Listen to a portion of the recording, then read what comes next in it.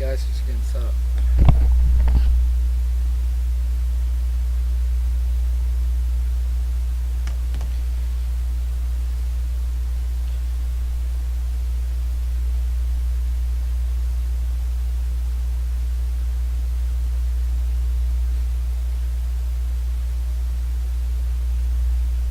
Okay, just doing a quick test, just trying to get everything set up real fast.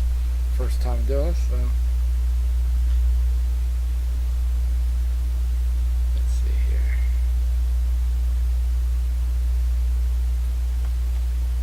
Okay. So let's see if I can get some people to show up, and we'll start the show.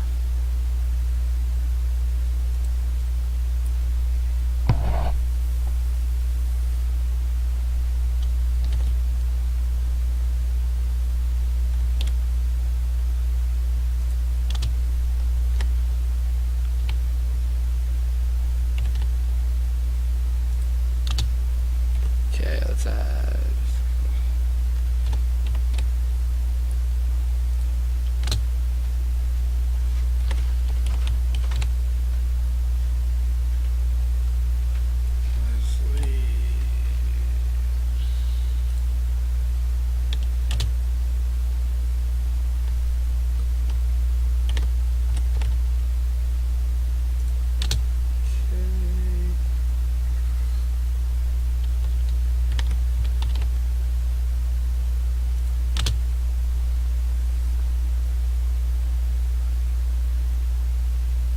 Do that for right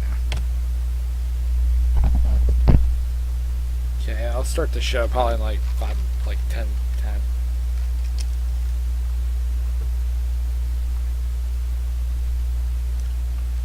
So if you're waiting, like 10:10 is when it's gonna be.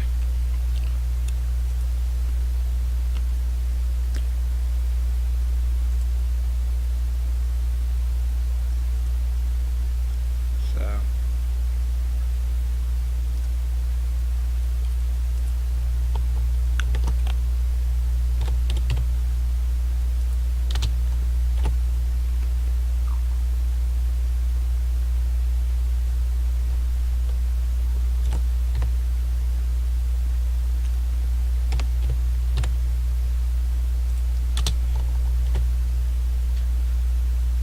Okay, and that's not Matthew.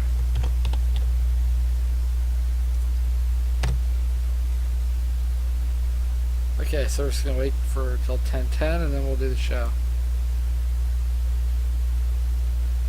So right now it's just me myself. And that infographic does not look good there, but whatever.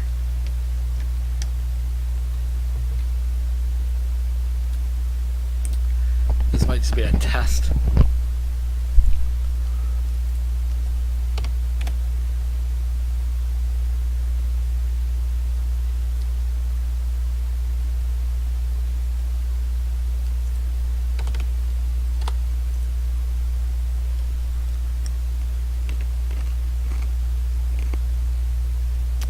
Just want to make that a little bit better.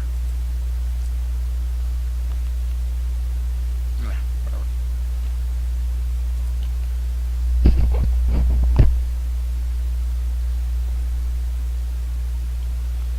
Okay, we're just gonna wait for a while, and we're gonna start here.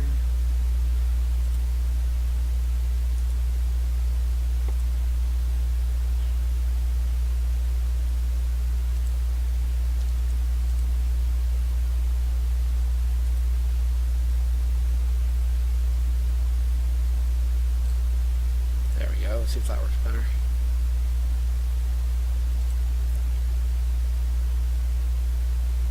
See if that makes any change.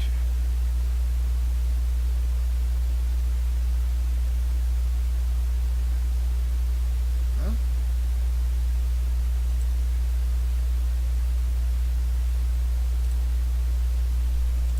Okay, let's go. Windows capture. Now let's try it. Still playing with stuff, so still trying to learn. So if I'm not too good, that's why.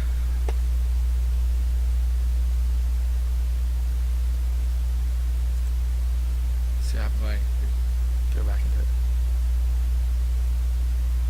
That'll work.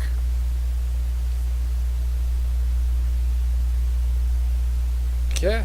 I'm gonna resize it though, make it pretty a little bit bigger.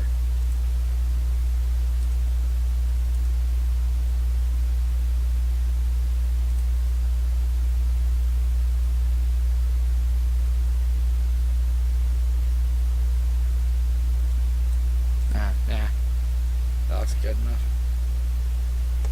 Okay, so like I said, 10:10 is when I started. I wanted to start at 10, but kind of had stuff to figure out and couldn't do it. So if you're waiting, you got like 3 more minutes. So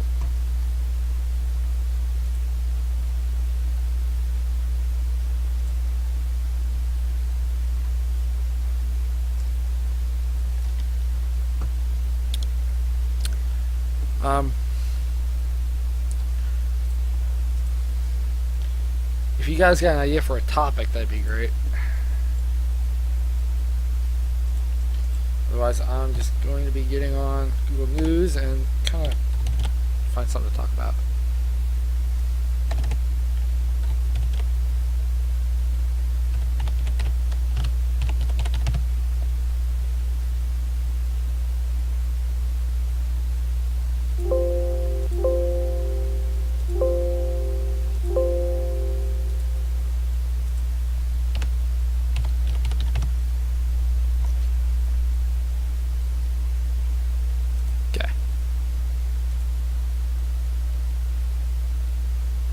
I keep getting a lot of like dinging, but that's okay.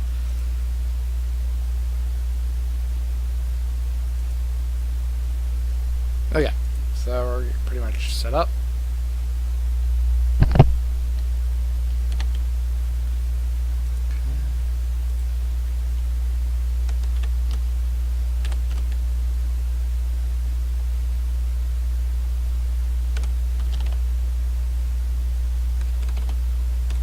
More people to the list.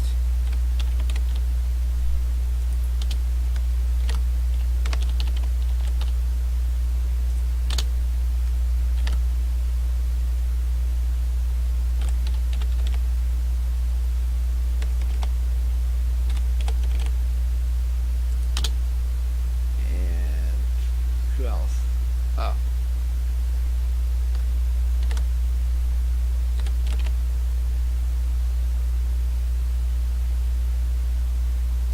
Let's add these guys. That should give me a good list of people.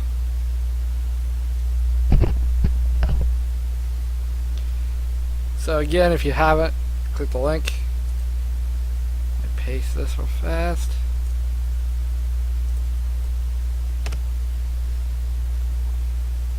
Okay, so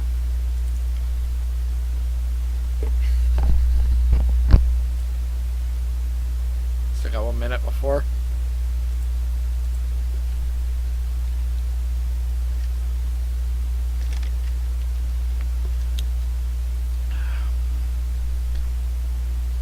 Well, okay guys, this is my first time doing anything like this, so if I don't sound too good or haven't quite figured something out, please forgive me. Basically the whole point of the show was to basically have you guys talk to me about politics and news and stuff, and pretty much just do one of those old radio shows that used to, like Rush Limbaugh or Glenn Beck Show or Mad Cow or any of those guys. Same stuff. Okay.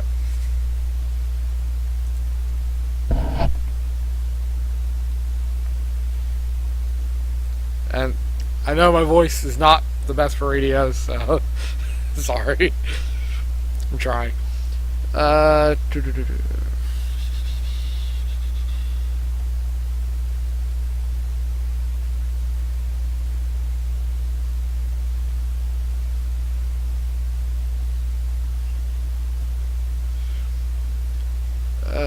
see here. Oh yeah.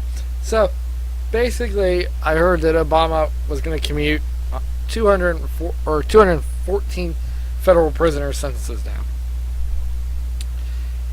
and I have to wonder, like, why he decided. I mean, I know every president does that towards the end of his term, but 214, I guess, was the most anyone's ever done. So, why would you do that? I mean, why he decided to just go with a record, like, trying to, like, basically set a record of pardoning all these people or commuting all these guys' sentences. He didn't pardon them. Does he really know, like, the history behind all these cases? Because I find it hard to believe he researched 214 court cases and found that they were all unjust sentences or whatever, and then just decided, you know what, I'm going to commute these guys.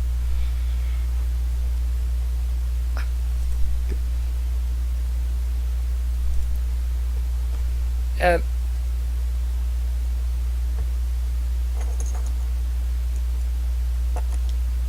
I mean, I guess he might have felt like, well, you know, he wanted to do one good thing before he left office, but I find it really, really hard to believe that he understood what was going on in all those cases and decided that this was something, you know, he could commute all these people's sentences down just straight off the board. I mean, these guys might be like repeat offenders or something, and he just does whatever he wants and says, hey, I'm gonna.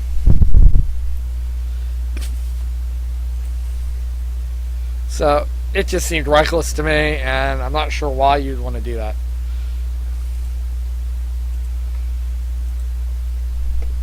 I don't know why he felt he had to do that, I should say. I understand probably why he did it, because he wanted to do something nice. I just don't understand why he felt the need to, like, go crazy like that, but whatever.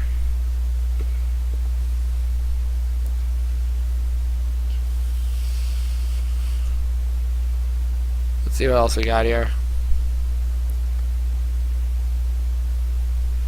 Oh yeah, I guess a DC transit officer was charged with aiding ISIS. And you gotta wonder, like, do they even screen these people? Because how does someone who's working inside the nation's capital for the, I think, well, not really for the federal government, for the city government of that place, get through? I mean, no one thought to, like, screen him for ties to this stuff. I mean, I can't imagine he just, like, up and did it.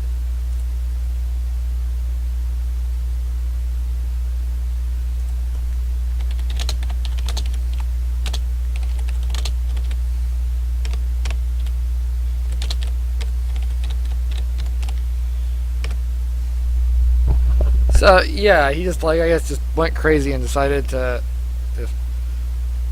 Okay, 1 second. Okay. I'm back. So, yeah, you would have thought they would have been able to find out about this guy's ties to this stuff and prevent him from working there. I mean, they screened police officers, so I don't know why they didn't screen this guy.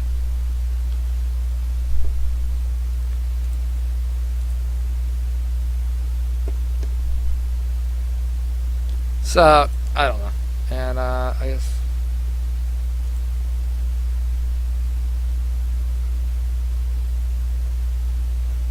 Yeah, it's pretty crazy. Trying to figure out what to talk about next. Oh, yeah. I guess the Republican Party's finally decided that Trump is going to be their guy. Because McCain just basically came out and said that he was going to support Trump. So, the Republicans, I think, kind of resigned themselves that Trump's the guy and they're going to have to deal with him. I think having Pence helped him. Because I think, you know, Pence kind of like gave him the Republican conservative backing to make the Romney voters of, you know, last election feel comfortable with Trump, which helps. You know, it'll stop the party from being fractured into a million pieces, which it's going to happen, but they're trying to hold it off for the election.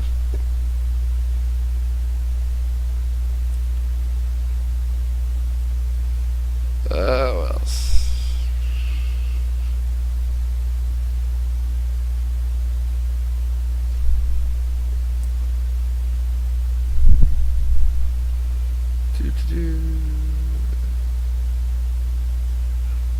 Oh yeah. So basically, the Olympics are coming up. I think everybody pretty much knows that, and a lot of our athletes, I guess, aren't going to show up. Basically, they just said we're not coming, we're not participating, we're afraid of terrorism or Zika, and I understand wanting to stay healthy and not wanting to put yourself in danger. But we sent guys over to Nazi Germany to compete. I mean, Jesse Owens ran in, beat basically pretty much pre-won World War II by just kicking the crap out of the best sprinters that the Nazis had. And these guys are kind of like, well, I don't want to go because of Zika or possible terrorism and stuff. And all I'm thinking of is, yeah, that's kind of a whiny way out. It's kind of like, why wouldn't you just compete and just take the chance for a chance to actually get to be in the freaking Olympics? You were asked to be in the Olympics. I don't think you can just go and just say, well, I just don't want to show up. It's like it's some party that you can just not go to. Be like saying, oh, I don't want an Academy Award this year. I got other stuff to do. I might trip on the stage, so I don't want to show up. Really?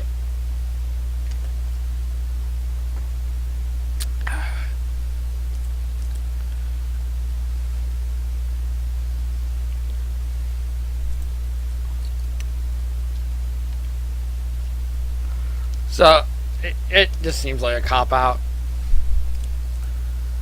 Let's see what else is going on.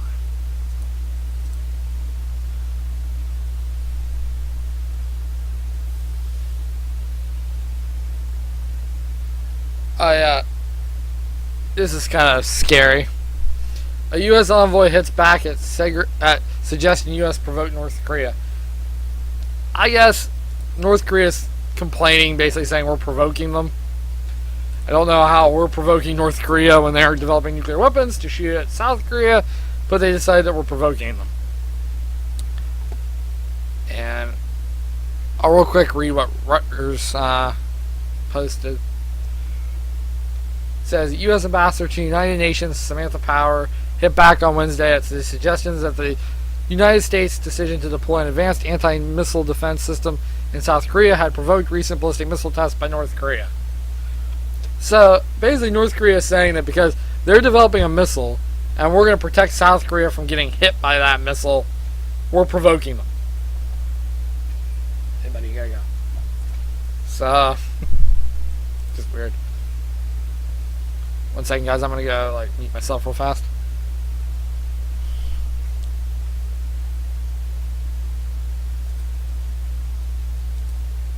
Okay. 1 second. Hey Sarah, can you get the cat's treats? Go up there. Sorry, my cat's begging for food, begging for treats. So, I think eventually there's gonna be probably a war with North Korea, which I'm not too happy with, but it's kind of coming.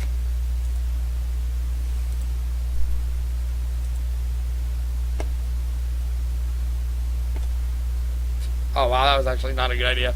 Okay, so just covering the mic is not a good way of muting yourself. 1 second. I'm gonna have to stop the streamer first and then restart it. Back. That kind of stinks, but it's just me anyway. Okay, it says I've been on for 21 minutes and not. So yeah, but I'm back. No one's watching now.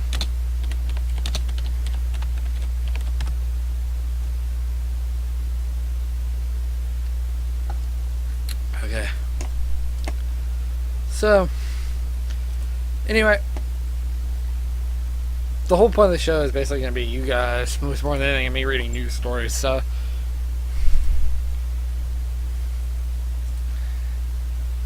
okay, let's see here. So, here's basically what's going on in the news today.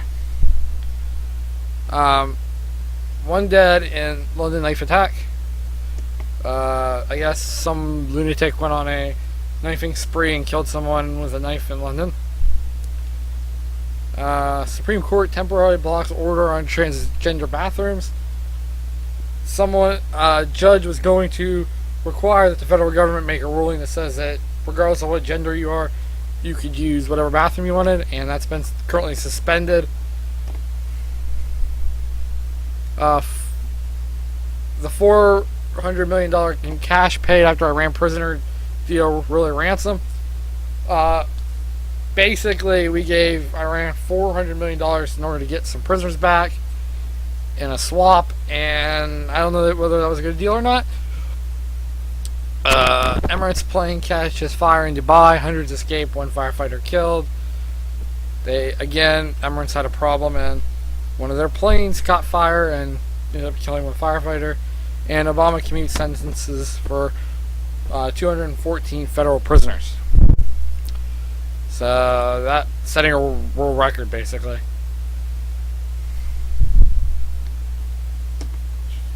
I'm not sure which one really to talk about.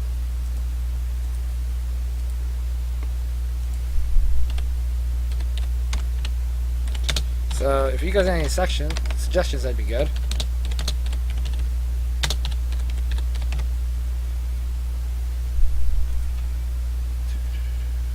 Flatlining at 2 people right now, which is just me, I think, and the test thing I have up. This thing isn't really working for audio. Not sure why. Let's see. I don't know if you guys. I hope you guys can hear me, because the thing I know to test isn't working.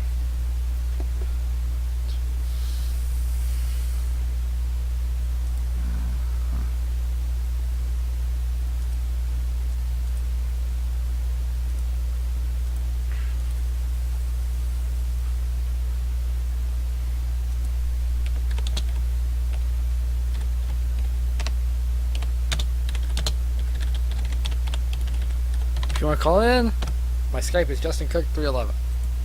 And I'll open up that Skype right now.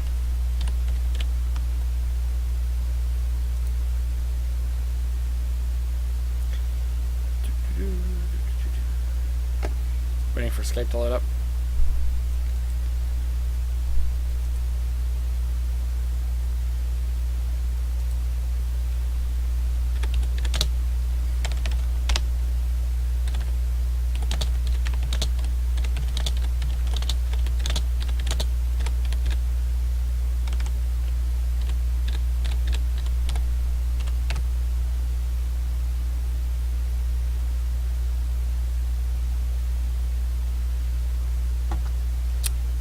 If you're wondering why I'm not talking, it's basically just because I have no idea what to talk about. And because I can't hear myself, so.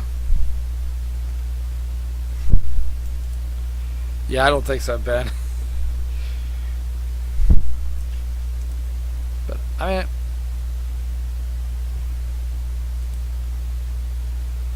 trying to get people to, like, watch.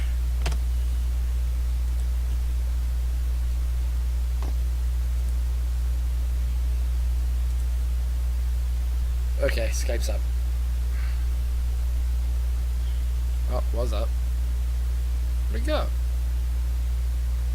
Oh, there it is.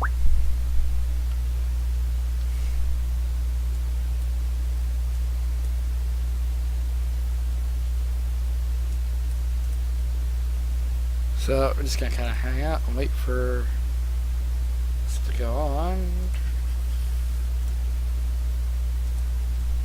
You know, I might just like restart the show here at like 10:30. Let it go for like 30 minutes because I think that's probably better. I'm still trying to figure out like how to do a show setup. So like how to introduce it and like where to put stuff. So yeah, let's go at like 2 minutes. We'll sort of do something.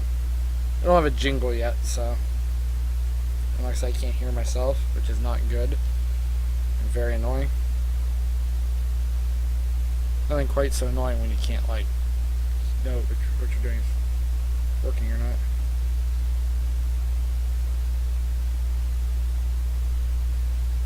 Just keeps doing this thing. Weird.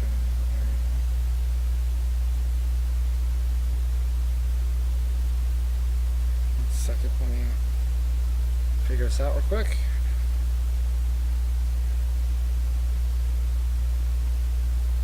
Okay, so like I said, here at like 2 more minutes, I'll do the actual show stuff.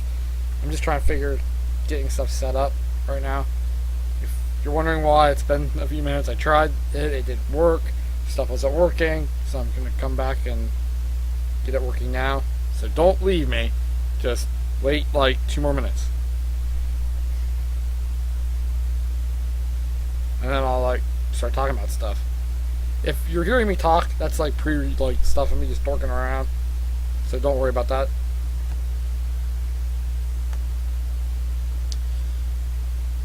Okay.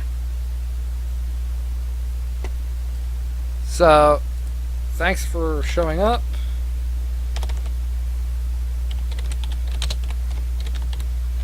And yes, you will be hearing me ticking on my keys. I apologize. I don't know how to like not let that come through the mic, so sorry. I got a cheap mic. Okay, so 1 more minute and I'll do the show.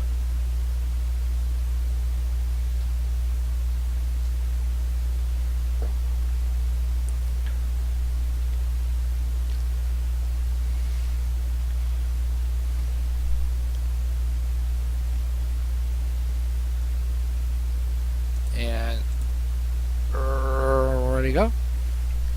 Testing 1, testing 2. And I guess let's go. So thanks guys for tuning in. This is Cooking Up Politics with Justin, and I know the title's probably not the best, but I hope you guys like the show, and here's what's going on with the world. According to Daily Beast, one dead in a London knife attack. Some psycho went around and stabbed 6 people and killed 1 person. Supreme Court temporarily blocks order on transgender bathroom use. A court was going to issue, basically, they had to have a ruling on whether or not transgenders could use whatever bathroom they wanted, and the Supreme Court has paused that decision. $400 million in cash was paid after Iran prisoner deal. We gave $400 million in Iran, and in return they kind of gave us back our guys. Emirates plane crash catches fire in Dubai. Hundreds escape. 1 firefighter killed. That's not really good, and I hope that guy's family, can find peace or whatever, because that sucks. And Obama commutes sentence for 214 federal prisoners, which is a record. No president has ever, I guess, commuted that many sentences before, ever. So that's a record, which is insane. And that's what's going on in the world.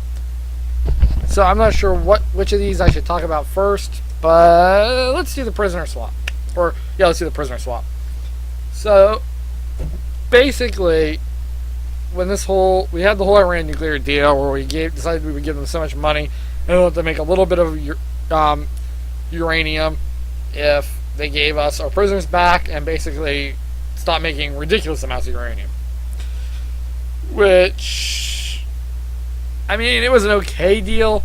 I think a lot of people think it was like the most awful deal ever. It wasn't that terrible. It just really wasn't well executed. And I think that's kind of leading us to kind of get pushed around now and stuff, because they're still making nuclear material and we're paying them tons of money just to get prisoners back when they should be sending them back just for, giving them a good deal, basically. So, I don't think Secretary Kerry really did his best work there, and I kind of blame him that we couldn't get something better. Because I think, honestly, we could have gotten so much more. We could have told them they had to completely stop making uranium. We could have said, hey, if you get a prisoner, you can only keep them for a few weeks and you gotta send them right back. We could have made, human rights contributions based on that deal, and we just pretty much botched it enough that we didn't get anything. So that's pretty much where we're at, is the fact that we just kind of gave Iran everything they wanted, and we kind of didn't get very much in return. Was it the most horrible deal? No, because they still have to let us look at their reactors and stuff, but it definitely was not the best deal we could have got.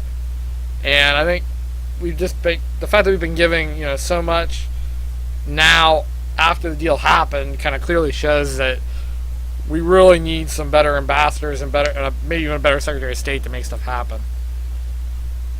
Because it certainly isn't. I mean, we're certainly not headed where we need to be with Iran right now. And I mean, if we're going to stabilize the Middle East, we're going to have to get Iran on, with the rest of us, and we can't be, being afraid to do what we need to do. Let's see here. Again, if you got at any time, if you guys want to Skype, talk in, you can Skype me at JustinCook311 is my Skype name. So you can call in and you'll show up on the show and everything. So, matter of fact, I will make sure that that's a thing by giving you that as that. And okay, yeah. Let's make sure. Okay, yeah, I'm muted. Okay.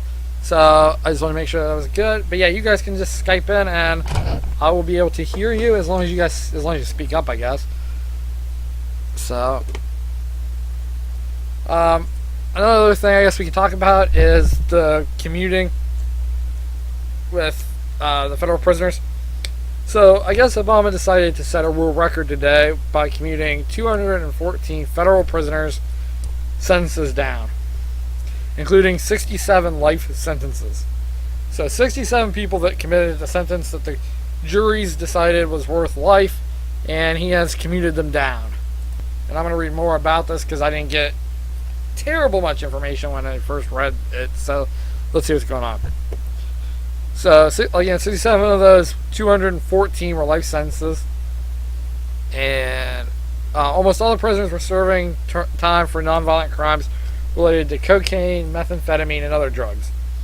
So he's decided that basically people are serving too long terms in jail for drug use, and he's going to use his presidential powers to commute their sentences until he, gets out of office. I'm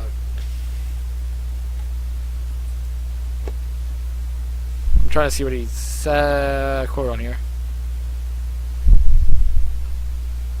My only problem with this stuff is the jury really did decide that these people should be in jail for the period of time that they're in jail for, and it's kind of disingenuous to decide that all of this was just totally a miscarriage of justice and these guys should just be let off.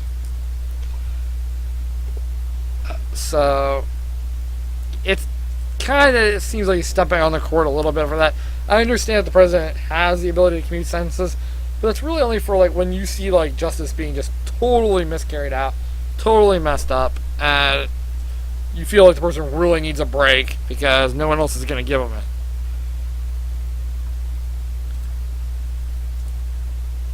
So I don't really think he should have done that. I think he might. Every president towards the end of their term does do commuting sentences and pardons and stuff. And I think he definitely probably should have done some, because that's kind of an opportunity to do something, but it's bipartisanly good. And I think he kind of went overboard with it to create a partisan idea of just, we're putting people in drugs for too long and we just need to let these guys out, or commute these guys' sentences to something that he feels is more appropriate, which kind of oversteps the court a little bit. And I don't know, if I was in his shoes, I would have done the same thing. A minute, people talking to me here. Okay, so basically that's pretty much. I think he overdid it, but we'll see. I mean, history's always going to be the judge there.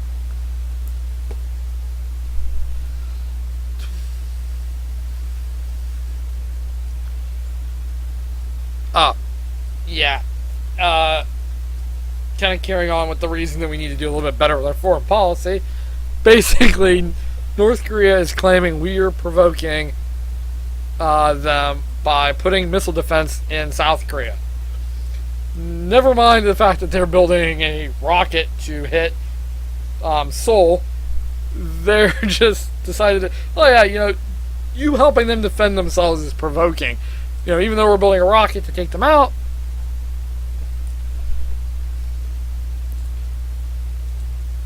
So, I mean, yeah, I don't know how helping someone in their self-defense is provoking. It's not like we didn't give them a nuke. We could have gave them a rocket. We could have given them a nuke. We could have gave them, 100 or some tanks, but so yeah, it's just crazy. So I just don't understand why But I mean, North Korea is crazy. The guy's a little, ass, and I don't know what you're supposed to do with that. I don't know what you're supposed to do when you have this midget that's just going on a complete, postal, and you can't rationalize with him. He's a psychopath, and you're never going to get anywhere with him. And I think the idea that we can just make foreign policy with him is kind of asinine, and I think we're going to have to, do something to, actually show him that, look, we're not going to take this anymore. I mean, whether it's actually sending arms over to South Korea, or sending troops over, or, kind of commandeering one of their ships, we're going to have to do something to prove that we're not really messing around. And if he keeps pushing, it's going to be a bad thing. And again, you can Skype call me at JustinCook311. I'd be more than happy to talk about anything so far. Again, that's JustinCook311. So, I mean, I guess I can't fault the fact that the world is just way crazy right now, really freaking crazy, and so we're having some problems. But I gotta wonder, how these are people are trained to do this stuff. Your ambassadors and your states people, and they're just kind of phoning it in. People wondering about Skyping.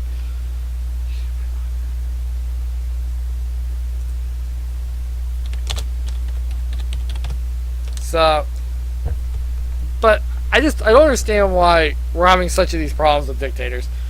We never, even under Clinton, Bill Clinton, we really had a much better way of doing foreign policy. Even under Bush, really. It just kind of seems that we're getting weaker and weaker with our foreign policy. We're not really standing up to these guys, and it's putting us in a more dangerous situation. Okay, so Sandra wants us to go back to the commuted sentences, and that's probably a better place because, like I said, from what I understand is basically Obama commuted these guys' sentences because it was all drug crimes, basically. Crimes like selling meth or selling cocaine or selling marijuana that he felt were too high. So he commuted their sentences because one of the things that the Constitution allows the president to do is to have the ability to commute or pardon sentences of people that he felt there was a miscarriage of justice for. So basically what the reason he did it was to basically tell the courts, look, you're putting too many people in jail for drug crimes, so I'm going to step in and make a big show of slapping your hands and saying, hey, no, you can't put people in jail for life for selling drugs. My personal view is, well, I don't necessarily know that all these sentences were fair, or that the courts are always 100% fair in this, but a jury did hear these people's cases and did make a decision about how long they should be going to jail for. And if you're getting life for selling drugs, you're a repeat offender. You're a repeat asshole, basically. So I don't know how you can just let these people go on a political whim when these guys are truly jerks. I mean, they've been told several times, stop selling drugs. They've been given chances to reform themselves. They still haven't, reformed themselves. They're in jail now for a long time in a federal prison. And you're going to let them out, or at least not let them out, but let them out sooner? I don't know where you get the idea that you can that's a good idea. I don't know where you get an idea that letting these people out any sooner is going to be an okay thing. So, I don't know. It just seems kind of reckless to me. Oh, my phone stopped real fast. Let me redo that. Okay. So yeah, to me it just sounds crazy. Yeah, I get that they were non-violent crimes, but they were caught and tried for a non-violent crime. These are still guys selling, methamphetamine, selling crack cocaine, really hardcore stuff. And, well, you can say, okay, well, they were non-violent. They probably still had to do some violent stuff to get where they were. To sell enough, crack or enough meth that they got a life sentence for selling dope, you gotta, have done some pretty crappy things to get to that level of crime, basically. That level of crime, that just doesn't happen. So, I find it kind of hard to believe that these guys were just being, were just little tiny, drug dealers and ended up in federal prison for the rest of their lives for selling dope. There's more to it than that.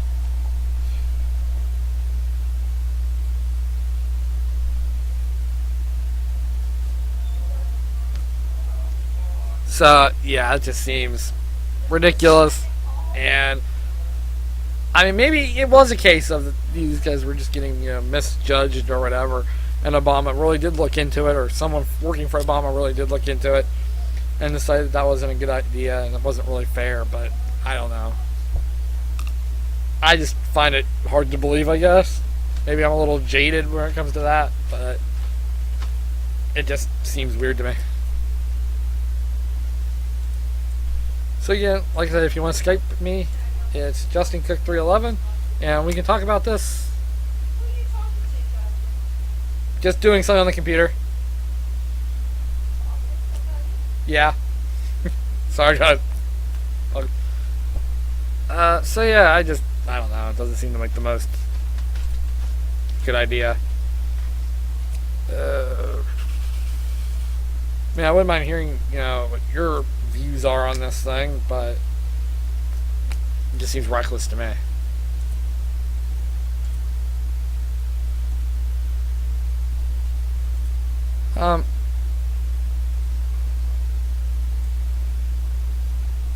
Again, you can also comment on the YouTube link. Sorry for not keeping the talking up. I'm just trying to figure out what to do.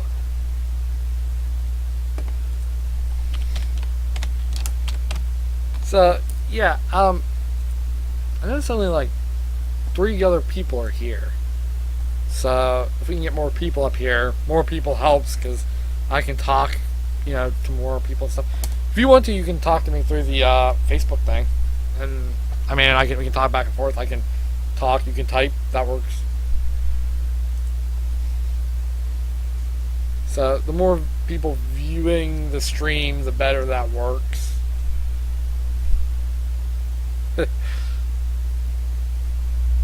So, but yeah, pretty much, basically, I just disagree that Obama should have commuted those terms.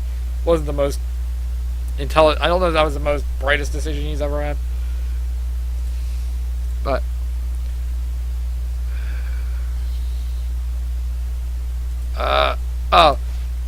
so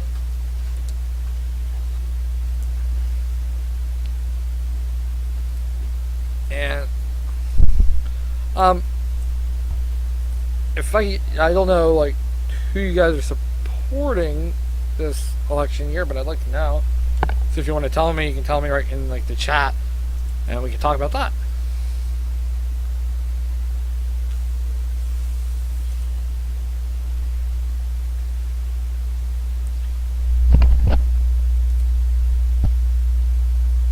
I really do not sound good over mic.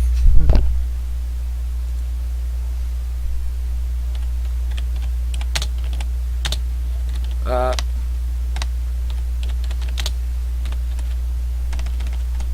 so I'm thinking Trump probably. I mean, it's kind of like the least of the worst. It's pretty much my thinking on that whole thing. It's like he might not be the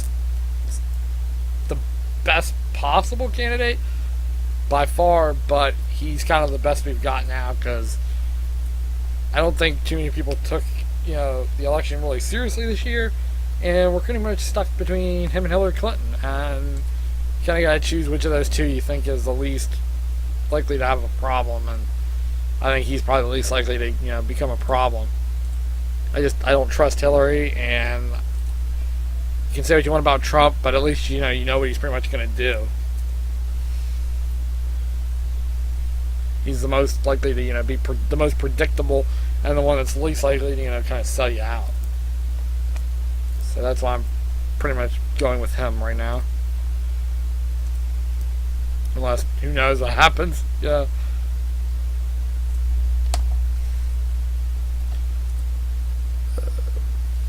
There's 3 people viewing the stream. That's pretty cool, I guess.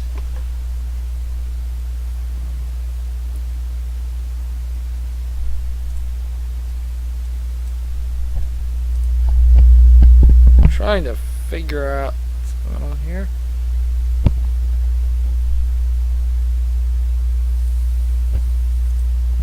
Yeah, like I said, first time trying to do something like this. Never really played with this. I don't have a good phone to do Facebook Live, which would be much better for this. So I'm using YouTube Live, which is a little clunkier because I got a mic, and I only got a cheap mic, which isn't the best. And I can't use. I don't have a webcam that works on my computer, so that's not the best. You can't see me. All you see is this, infographic I whipped up. And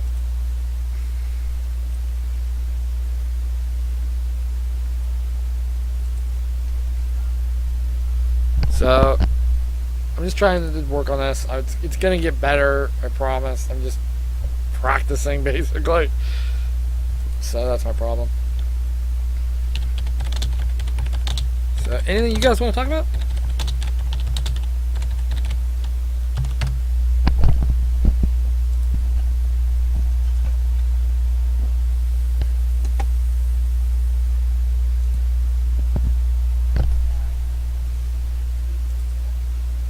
And I do not have a jingle, so if one of you guys want to make me one, that'd be really nice. Yeah, unfortunately YouTube kind of censors stuff, so I can't do that. It'd be funny to do it, but I can't. I mean, they're not gonna let me.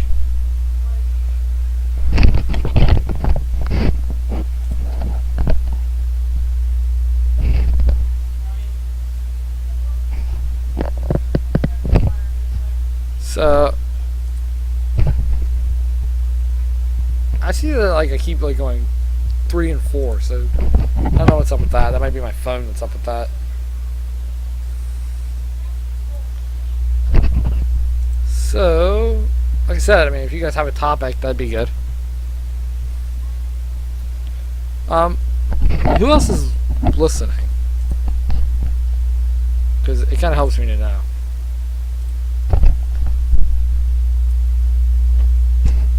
And I mean, I can always talk about what we were talking about on the page, so that is good. I mean, that helps, I guess. But the more active you guys are, the more easier it is, and the more interesting this is. So the more comments you guys give me, the more times you guys Skype in, that's better.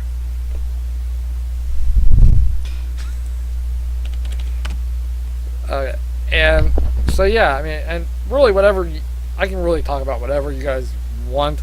I wanted to kind of keep it within the current events, political news kind of sphere, but we can veer from that every once in a while. It's not a big problem.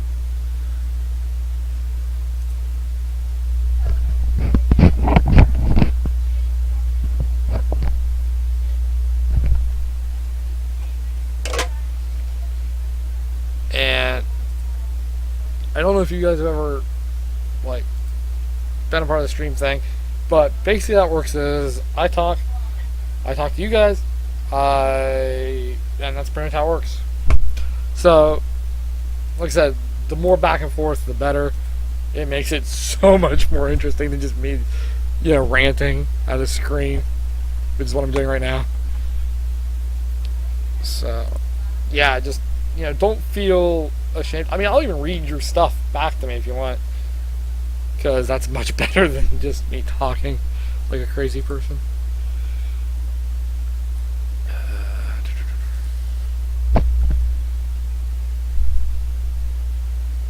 Okay, yeah, the reason it says one, I don't know why it just says one watching, because mine says like 3 watching.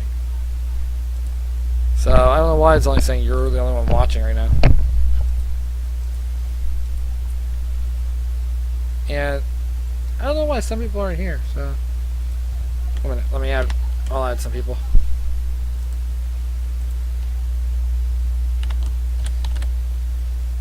I can add some people here, I guess.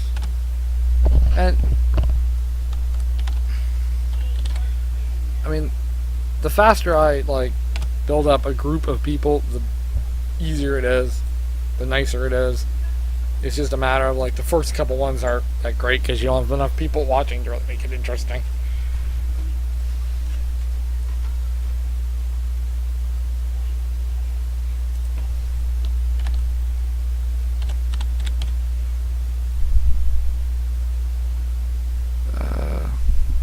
Okay, that's Paul. So, but yeah, I mean, so that's pretty much what I'm at. It's gonna take a couple tries to get this thing working all right. And like I said, if anybody wants to make me a jingle, that'd be nice, a little opener, because I don't have one and kind of need one.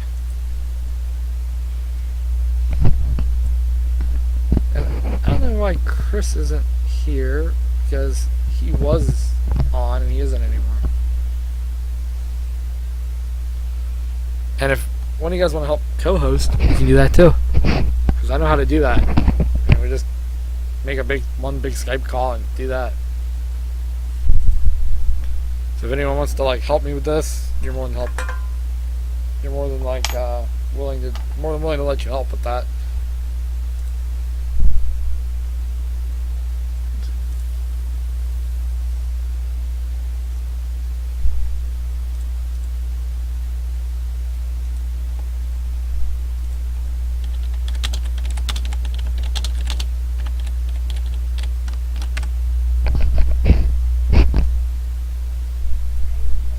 So that's pretty much where we're at.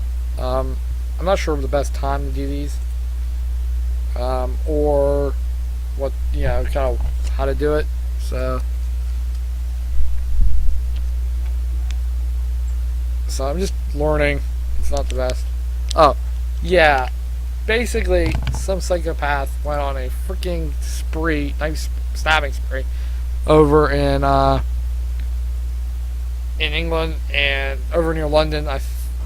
Let me read you the story real fast because it just came through an hour ago, I think. Yeah, let's read this real fast. So it was a lady that got killed and 5 others were injured. According to the London police, it happened in an area called Russell Square around 10:30 p.m. local time, 5:30 Eastern, so 5:30 our time. Thankfully, MoneyGram makes it easier to be there. And the guy basically pulled out a knife and just started sticking people, which is totally awful. And nice for the ones you love. Has decided. Okay, but it really is awful that these people keep doing this stuff, and we need to really get a handle on it because it's definitely not good.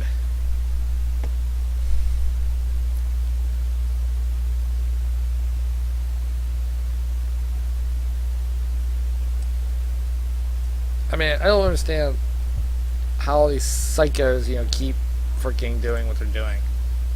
Eventually something's got to give in, and we got to figure out why and stop these guys, because that's, really awful.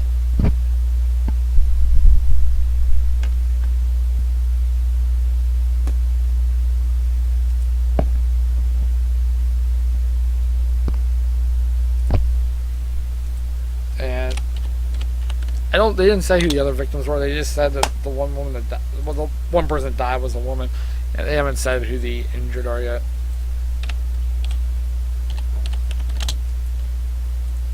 Which is,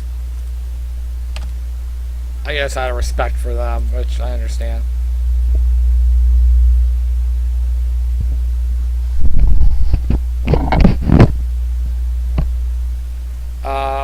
So yeah, I mean, that sucks, and I don't know how you do better, because a lot of people call for gun control, but this guy didn't use a gun. I mean, he used a knife, and I don't know that you can have knife control. So, prove that it, I mean, we really need to, like, work on.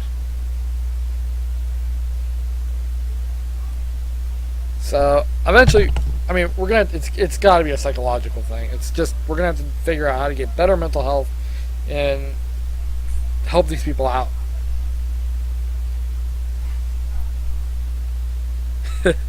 This is riveting.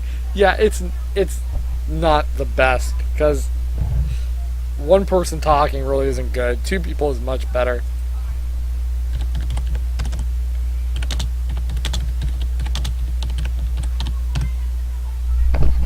So,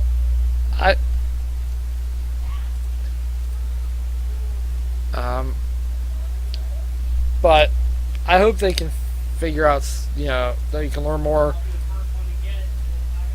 so they can stop this stuff from, you know, potentially happening. Because, I mean, 6 people getting hurt isn't good, and 1 person dying. I mean, it's just like it seems like every freaking, you know, week something crazy like this happens.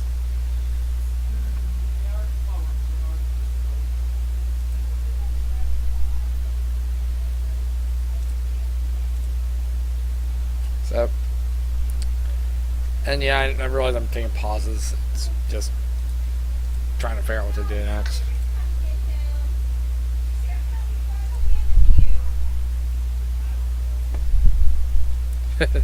I like that. Genetic mutant Republican Ninja Oranges. Might do that, actually. That'd be pretty funny. And I don't know how long to, like, do these for either, so I'm just kind of ranting right now.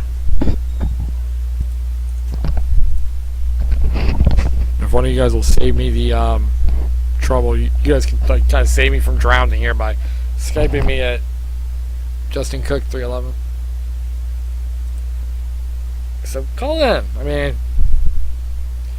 have some guts. Be famous. Don't wimp out on me.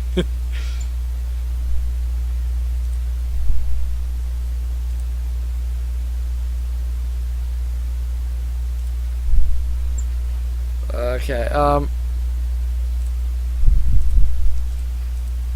what else is there?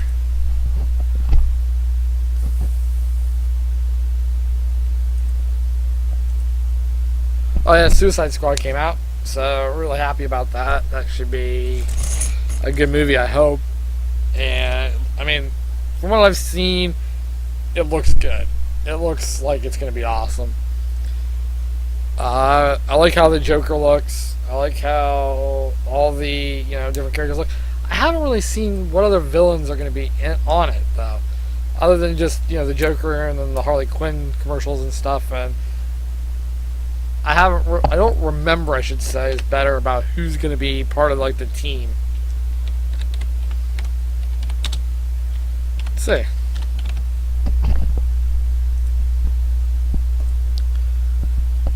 So, oh yeah, Deadshot is going to be played by Will Smith. That's kind of interesting. Enchantress and Captain Boomerang are the other two, which I think Captain Boomerang was I'm trying to remember who Captain Boomerang was a villain of. Let's look that up real fast.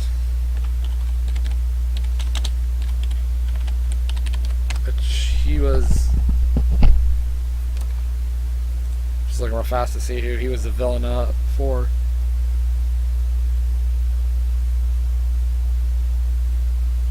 Oh, he was a Flash villain. So yeah, I never followed the Flash, so that's why I don't remember him. There's the other 4 though.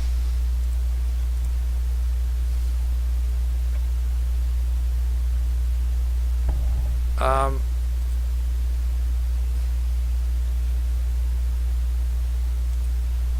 so I mean, I don't know. I mean, maybe I should do. I can do a whole bunch of stuff. I can talk. I can completely change the show up. You guys help me out here because you know what you guys want to like to listen to. So that helps.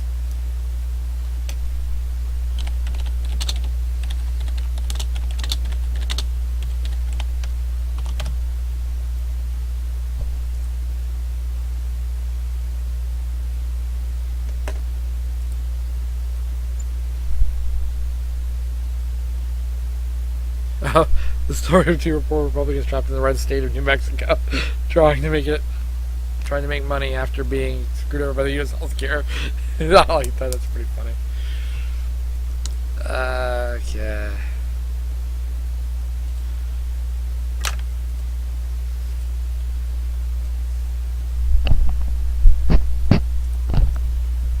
I do not know how to share my escape with you guys so that make that easier, I guess. Like I said, the more you guys work with me, the more interesting it gets. It's pretty boring if it's just me talking, ranting. And I know this is really boring.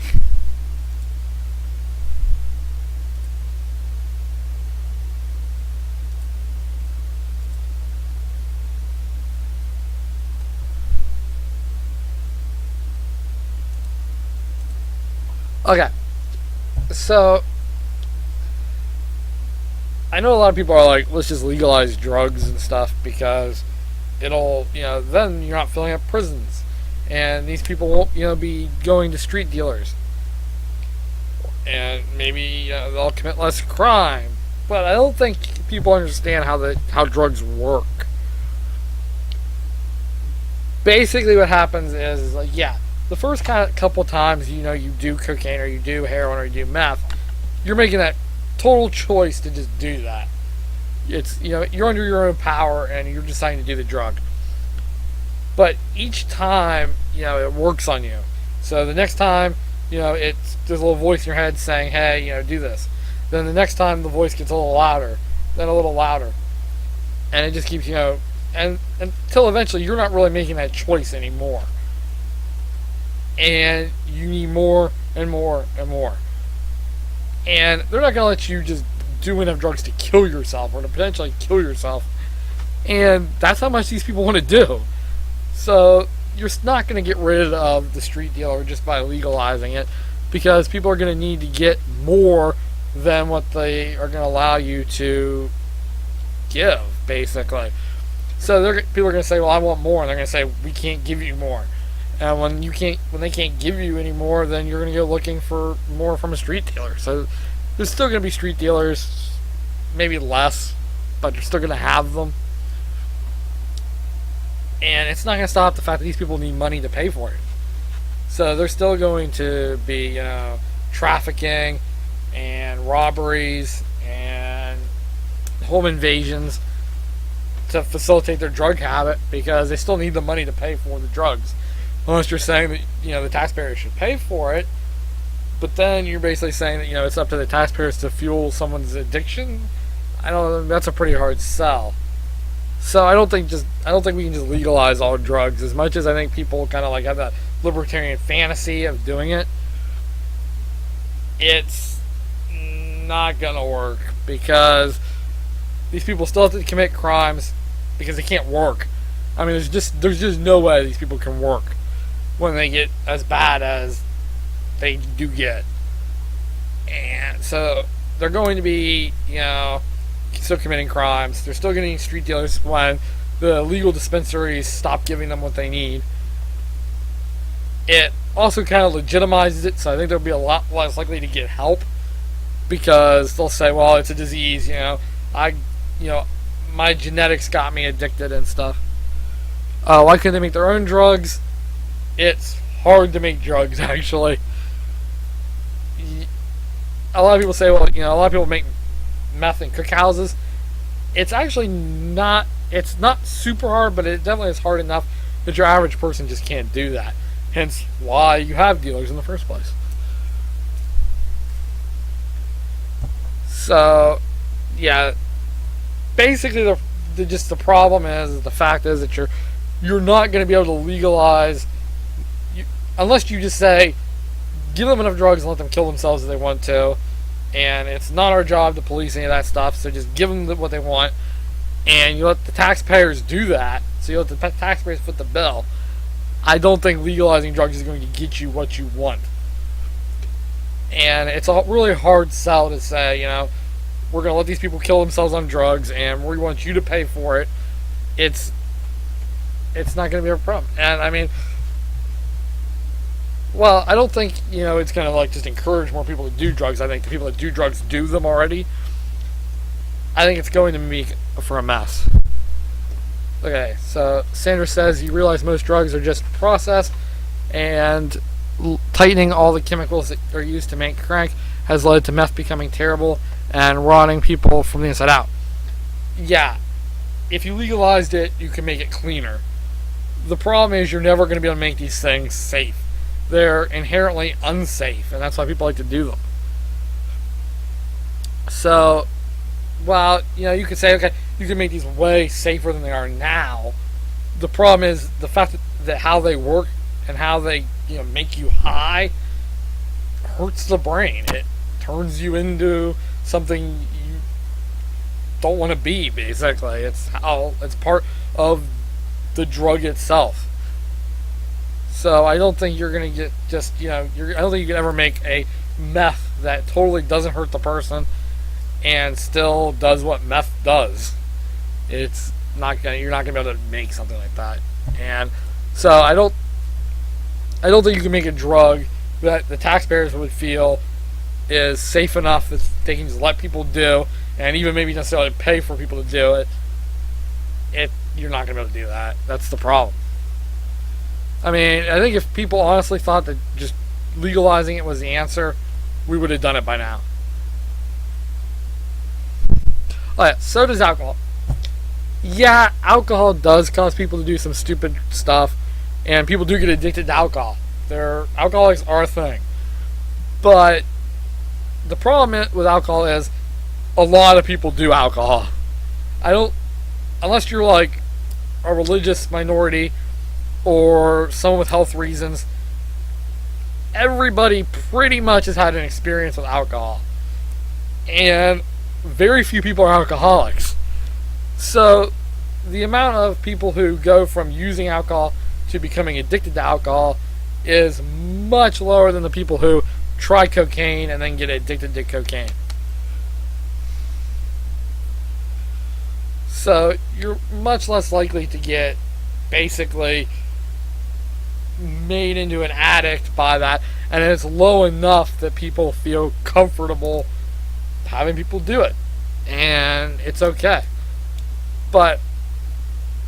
And we do tightly regulate even just alcohol.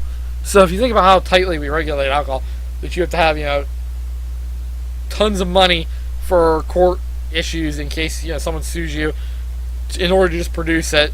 Bars have to have liquor licenses and then can lose their business very easily for messing up. I mean, you think how much just regulation is on alcohol already, how much more regulation would have to be on these other drugs to render them even nearly safe would be crazy. And I don't think you can do it.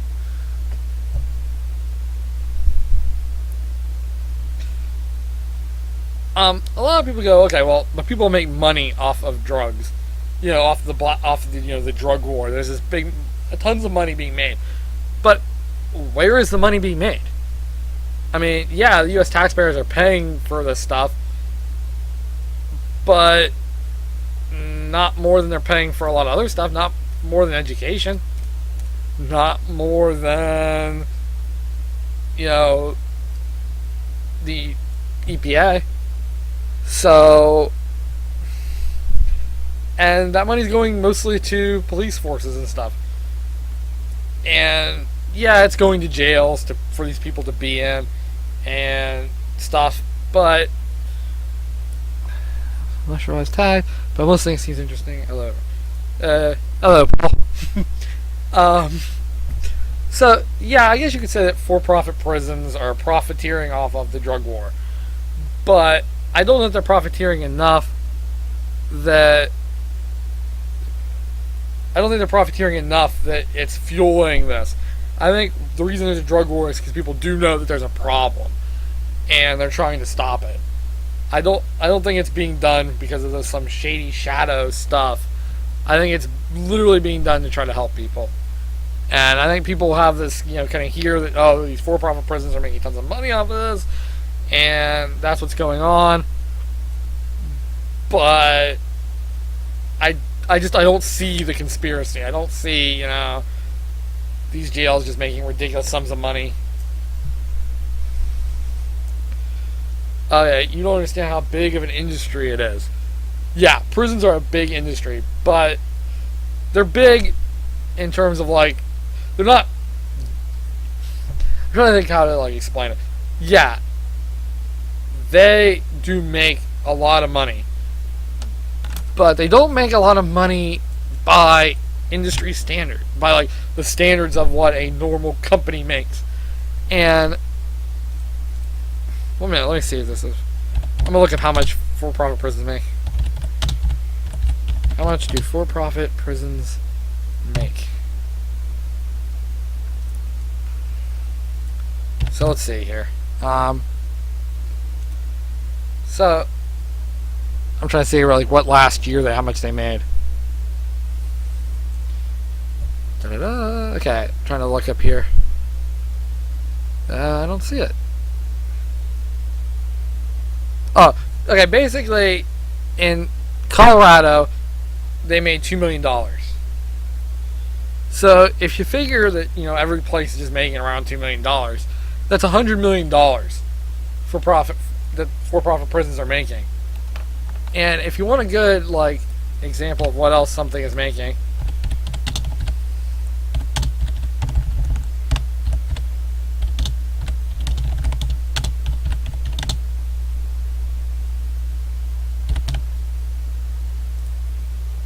okay, so let me see here. 1 minute.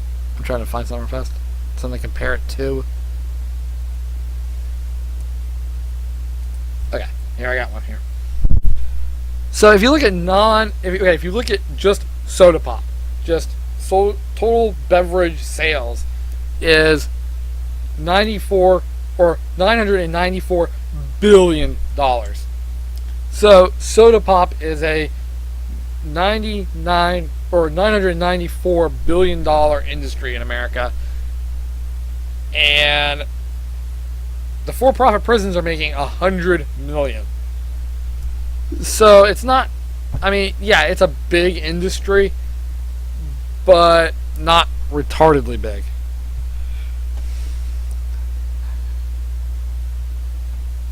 In my town of 20,000.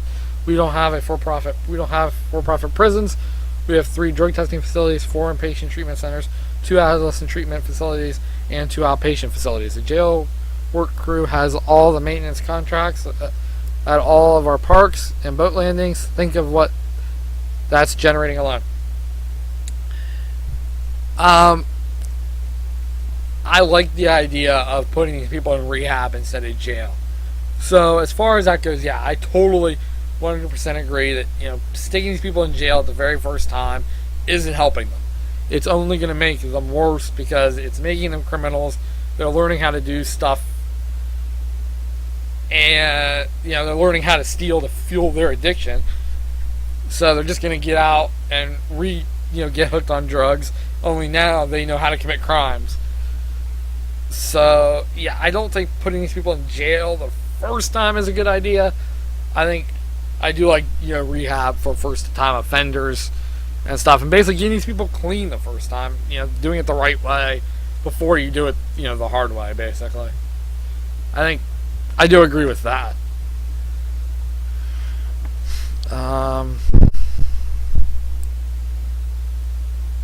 And so I think there's kind of room for back and forth and for trying to find what's the best way.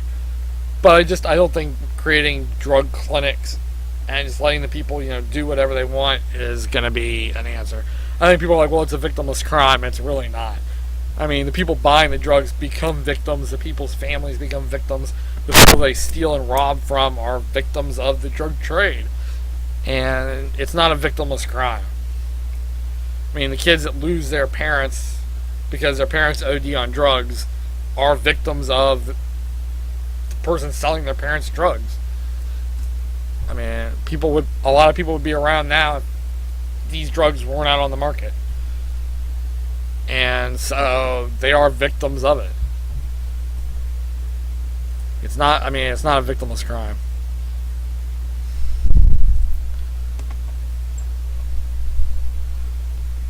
I don't know. I mean, I would basically say, ask a kid who lost a brother to, drugs, or ask someone who's lost a son, or ask someone who's lost, a friend to, overdosing, and they'll tell you it's not victimless. And if you ask someone who, lost someone to crime committed because of drugs, they'll tell you it caused a lot of damage. So I don't see pure legalization being a good idea. But I do think rehab is a good idea.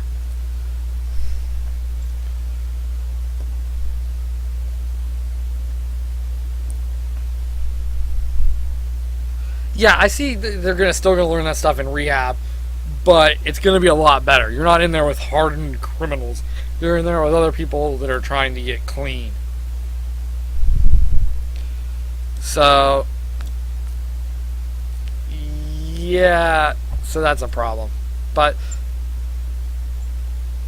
I mean, so that's basically the idea, is that, if we can get them into rehab, we can get them clean, we can get them, safely out on the streets without putting them in jail. And so I agree with, getting them clean the first time.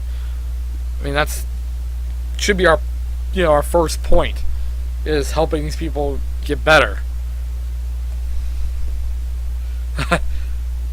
Nobody said victimless. You have no idea what you're talking about. Okay. I do have some insight, because my hometown is like having a huge meth problem.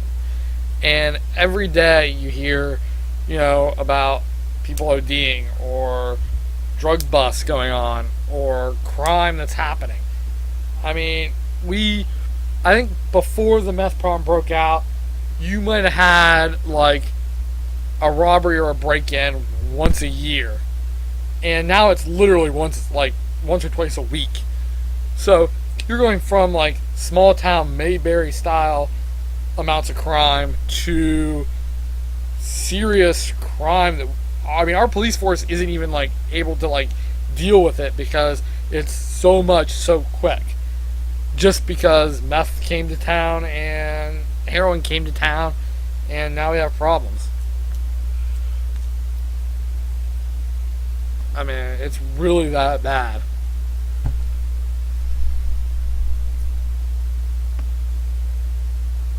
So I do kind of have a bit of an experience to say that, like, look, yeah, it's really a problem. No, you can't force them to, but if you can get them into treatment, you can get them to start to learn, to start to discover that they want to be clean. It's kind of like they're gonna fight you, but they know they have a problem. They know there's always a part of them that understands they need to get better. So, well, you're not going to get them clean if they don't finally make that decision. It helps once you get them off the drugs, then they can sort of understand that they need to stay off them.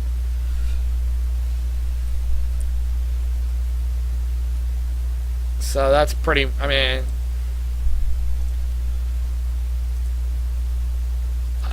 I guess that's where I'm getting at, is that treatment's better, but I don't think just letting them go on their own is a good idea.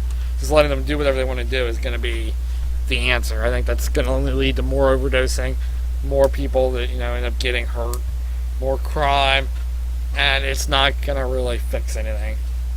We're just going to be in the same boat we are now, only we can't touch these people because it's legal.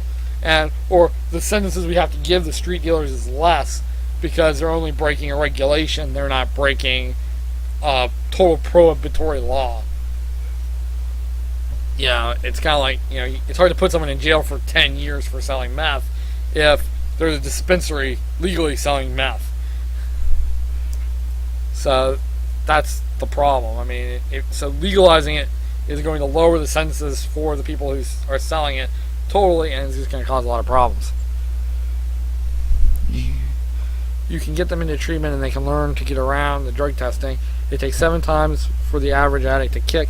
Maybe them criminals don't stop them, making them criminals doesn't stop them faster. Yeah, that's what I'm saying.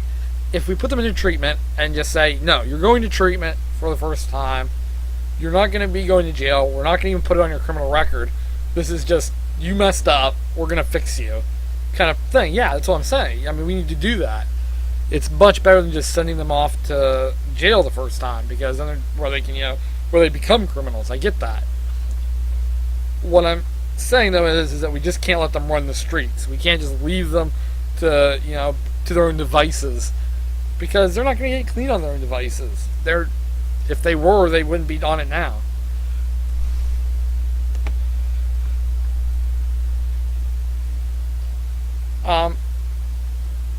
Meth actually came around pretty much on its own. Actually, people just found out they could make it out of because of the acetaminophen. I want to say no, not acetaminophen. I think the codeine that was in cough medicine, people were already hooked on, and they learned that you can refine it by mixing other chemicals to make it a smokable form, basically. And that's where meth came from. It wasn't a matter of just that, like, crack addicts were looking for something cheaper. It actually came out as a new drug for people to do. Basically, it just happened to be cheap, but it didn't come out of just, it being cheaper, or there needed to be a cheaper drug. It just came out of, like, hey, we can make cough medicine way more fun, basically, to abuse by processing it with these chemicals.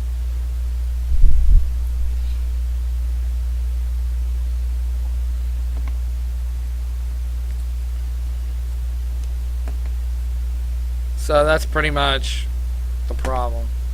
So a lot of people like to say, well, it came out of, trying to find cheaper versions, a cheaper drug. It really didn't. Okay, no, meth was people trying to make crank. That's kind of a rumor. Basically, methamphetamine was originally invented in Japan as an anesthesia, I want to say, or a drug to help people who were having like problems sleeping or whatever, or mainly problems staying awake. So it was something they were going to give you to like help people who needed to like be up, basically people like narcoleptics and stuff. So not anesthesia, I can't remember the name for that, but they basically needed to so Japan developed this stuff, which was a pure form of methamphetamine, and then those that chemistry got published, and a lot of other markets started discovering that this was a thing. And so they started basically producing, their versions of meth too. And a lot of chemists started learning how to make meth. Then they started saying, well, hey, meth is actually really bad for you. And, we shouldn't, it's really easy to get addicted to. And it's not a good thing to start prescribing people. These chemists then started making it illegally. Out of like stuff like cold medicine and stuff. They kind of hooked up with the drug dealers of the time and figured out how to make methamphetamine out of cough syrup and drain cleaner, and that's pretty much what came out. So yeah, it was actually kind of an interesting thing, and I wish I could find like the link to like where they were talking about it. 1 minute, let me see. 1 minute, let me look. History of meth. Okay.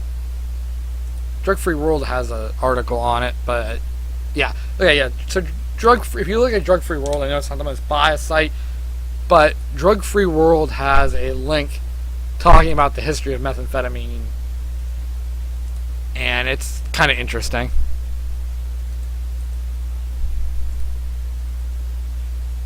So yeah, it's actually during World War II.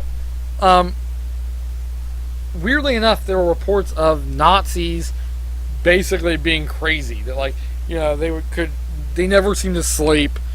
They captured them and they weren't sleeping. They were just crazy people. They were like spastic, and it created this idea that Germany was trying to make super soldiers.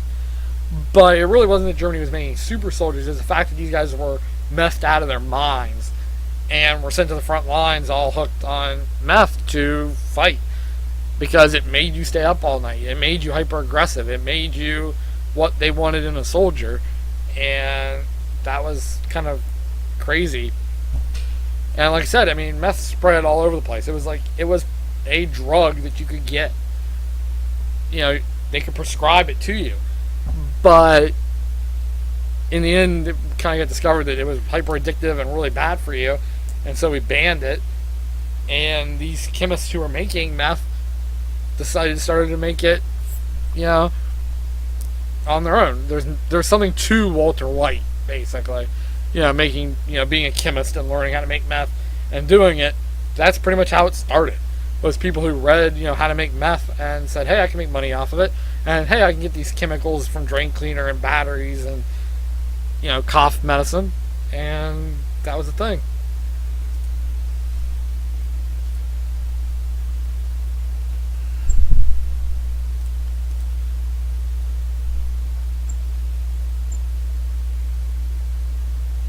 Why do you think your link literally skips 60 in one sentence? You're gonna have to tell me what do you mean by skip 60? But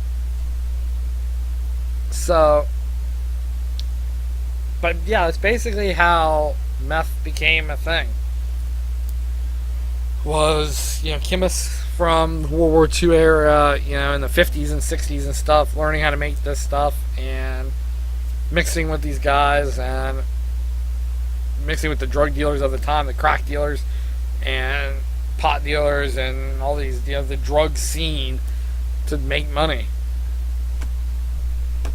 Basically the same reason ecstasy became a thing, or MDA.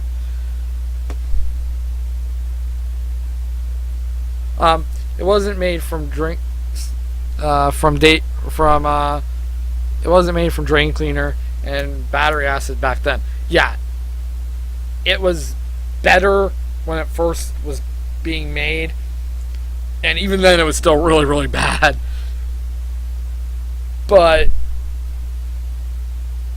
it became that bad because the original chemist teaches someone else to make it. They teach someone else to make it. They teach someone else to make it. The next thing you know, Bubba's making it in his, you know, shack, and he's using, you know, some moonshiner's recipe for it. Basically, that's, you know, came from all that. So it gets worse and worse. The recipe gets worse and worse and worse as it goes down the chain, and that's where you're now with these drugs that pretty much, I mean, it's basically rat poison that people are, you know, puffing on, which isn't good.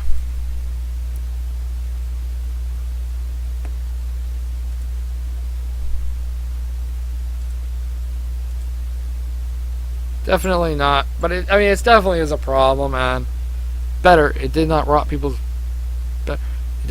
teeth out of their brains.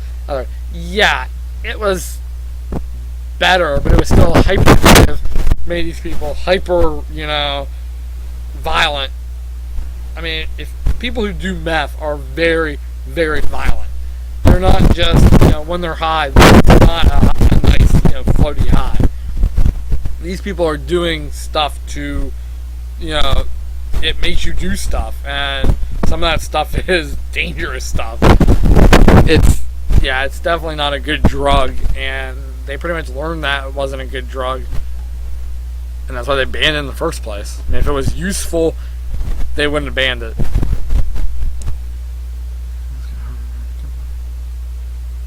And you could necessarily blame the war on drugs that the chemicals got harder to find because of the war on drugs. But you gotta wonder, like, there wouldn't be a war on drugs if these drugs weren't bad. If these drugs weren't hurting people, there wouldn't be a war in the first place. You know what I'm saying? It's not like we just, all of a sudden decided we needed to take out drugs. It's hard to make the comment that drugs aren't bad.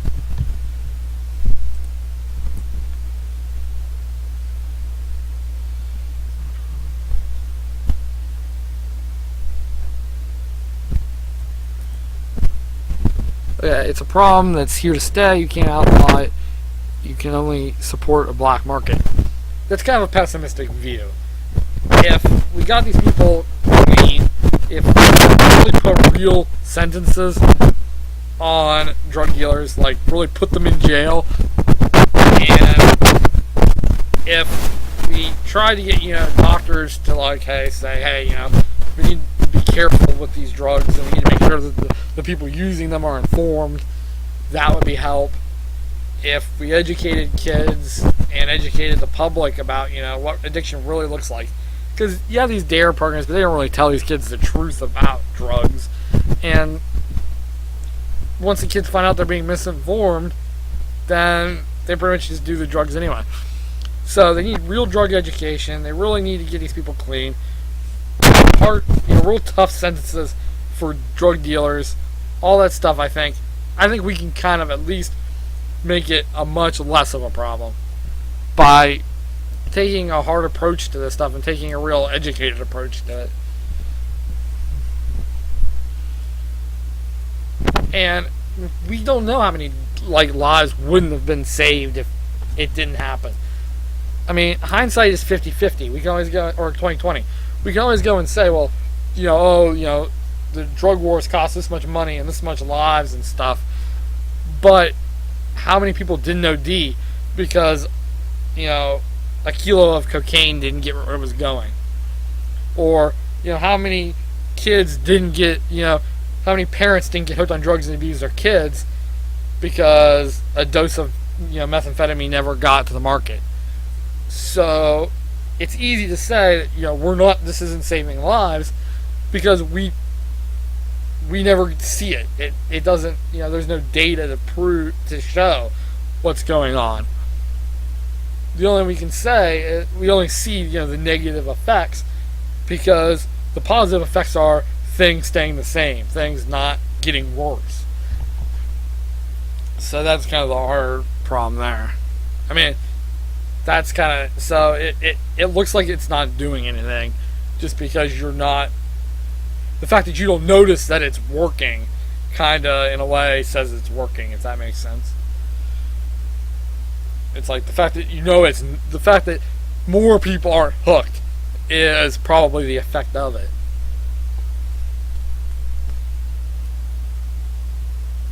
It's hard to, at least that's from what I seem to see. It's like, it could be a case, it's just a case of more people would be on this stuff if we weren't preventing people from getting on this stuff. Basically. There'd be more dealers and stuff for sure.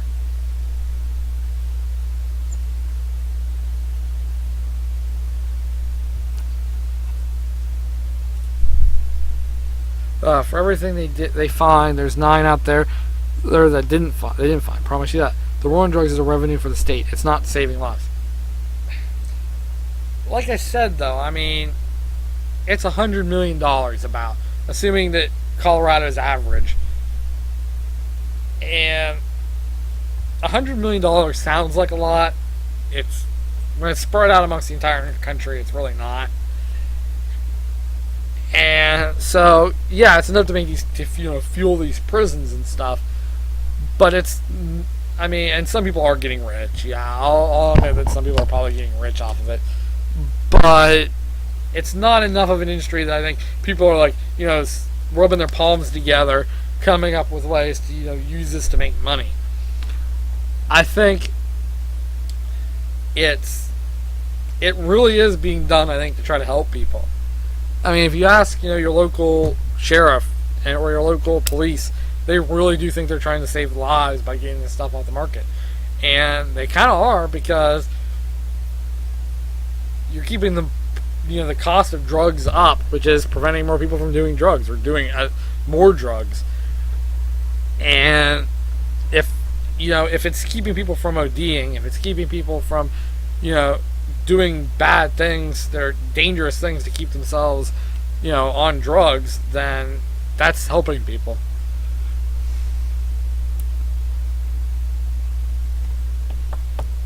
So I think it's just a case of, higher sentences for drug dealers, getting the addicts into treatment, and making sure that people are actually educated on the real facts about how drugs work and stuff.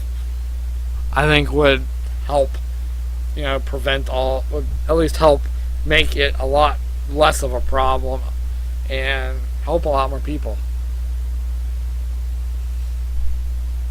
I mean, I'll admit, I'm not an expert on any of this stuff. I'm really not. But just, from having family members in the medical field and from seeing it in my hometown, it's really a mess, and we got to do something better than what we're doing now, and I'm just not sure legalizing is that better thing. But thanks for discussing that. I mean, definitely made things a little bit better of a show, I guess. Made it a little more interesting to have something to talk about. Minute, get rid of that. There.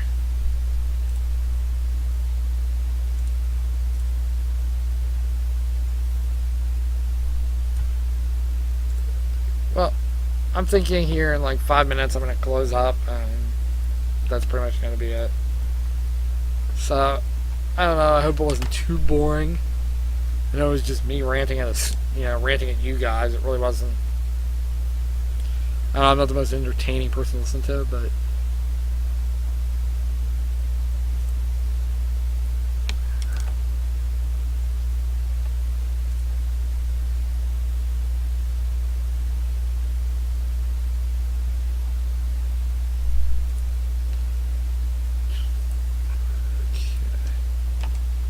so yeah, I mean, I'll try to keep doing these, try to keep, a time to figure out when I can do these.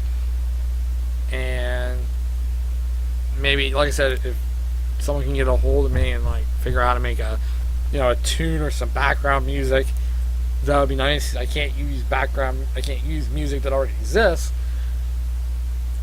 So I need, music that I can then use that I have the rights to, basically. And you need it because I can't talk forever.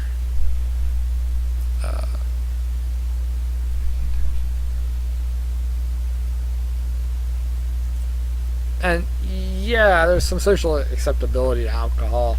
That it's just everybody's doing it, so it's okay to do it. But I mean, I can look up the stats. Alcohol is not as addicting. I can look up how addicting drugs are.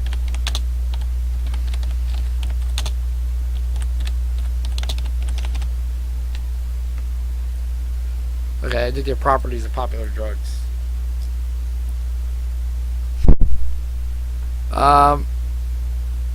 Let's see here. Let's see what I got here. So withdrawal, tolerance, reinforcement, intoxication. Okay, dependence here. So alcohol, let's see here, got a score of 3. And you figure heroin has a score of 5. And cocaine has a score of 4. So, I mean, that kind of pretty much tells you it's crazy.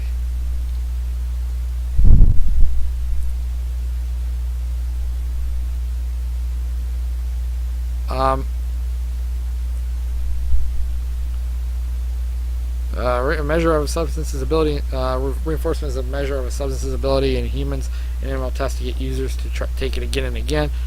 Okay, so reinforcement is basically how addictive something is.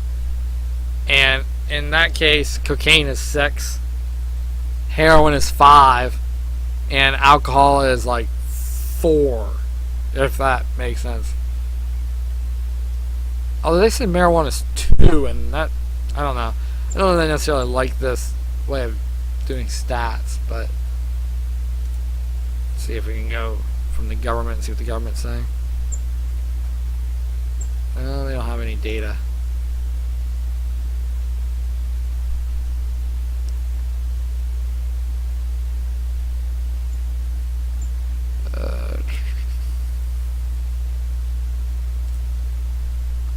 Minute here. So basically, people, heroin, people are like, well, alcohol is the most, is addictive and whatever, or is the most common drug people are addicted to. That is because of use. It's not the most addictive chemically.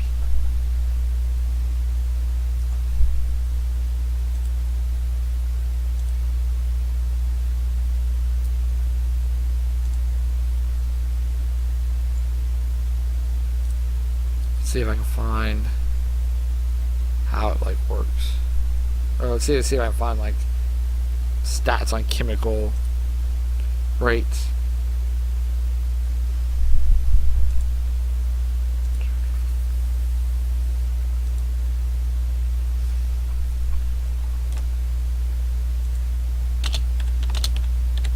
Charts on different drugs. Let's see here.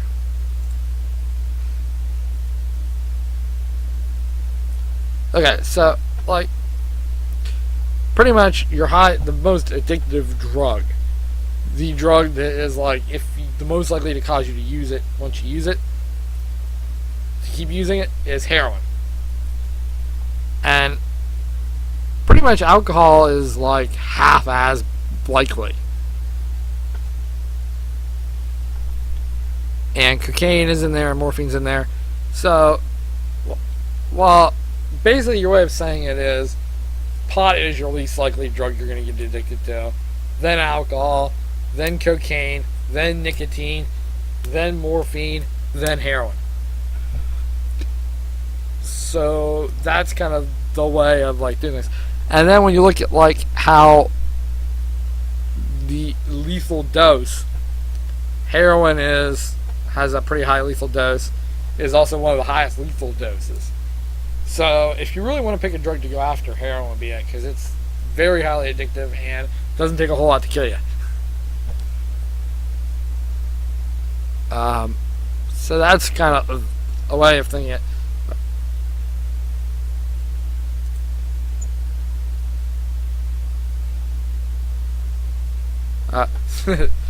Someone can have a theme song for me.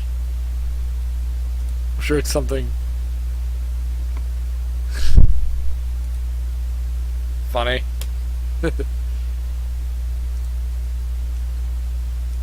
That's hilarious. But yeah, anyway, I pretty much ran out of stuff to talk about. So thanks for listening, and peace. See you when I can do the next episode.